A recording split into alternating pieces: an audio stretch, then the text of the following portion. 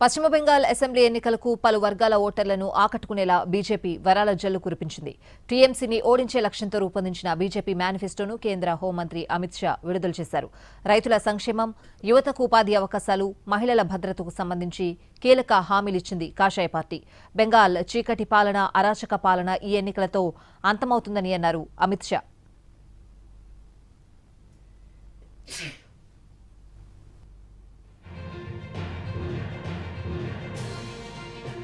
BJP అధికారంలోకి వస్తే బెంగాల్లోకి చొరబాటుదారులను ఏమాత్రం ఉపేక్షించేది లేదన్నారు అమిత్ షా. పార్టీ అధికారంలోకి వచ్చిన 6 నెలల్లోనే ఉమ్మడి పౌర స్మృతిని అమలు చేస్తామని బీజేపీ ఇచ్చిన హామీల్లో ఉంది. ప్రభుత్వ ఉద్యోగులకు 45 రోజుల్లోనే 7వ వేతన సంఘాన్ని అమలు చేస్తామని, కుటుంబంలో ఓ మహిళకు నెలకు 3,000 చొప్పునిస్తామని హామీ ఇచ్చింది. పోలీస్ బలగాల్లో మహిళలకు 33% రిజర్వేషన్ అమలు చేస్తామని బీజేపీ హామీ ఇచ్చింది. దేశవ్యాప్తంగా అమలు చేస్తున్న కేంద్ర పథకాలన్నింటినీ బెంగాల్లో అమలు చేస్తామని, పేదలకు ఆయుష్మాన్ భారత్ స్కీమ్తో మేలు జరుగుతుందని అమిత్ షా అన్నారు.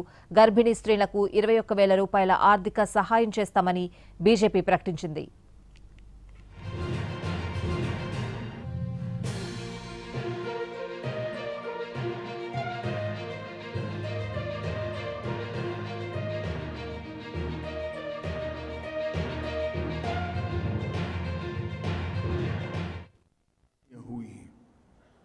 जब तक ये गड्ढा नहीं भरता है तब तक भारतीय जनता पार्टी की सरकार हर महीने 1 से 5 तारीख के अंदर 3,000 रुपया हर माता के बैंक अकाउंट में ट्रांसफर करेंगे।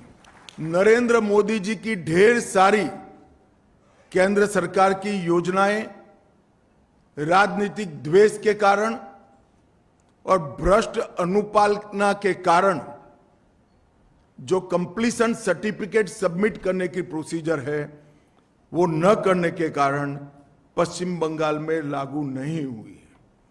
आयुष्मान भारत समेत भारत सरकार की सभी योजनाओं को हम कंप्लीशन सर्टिफिकेट के साथ इंप्लीमेंट कर पूरे देश की तरह नरेंद्र मोदी जी का गरीब कल्याण का यज्ञ हम बंगाल में भी शुरू करेंगे।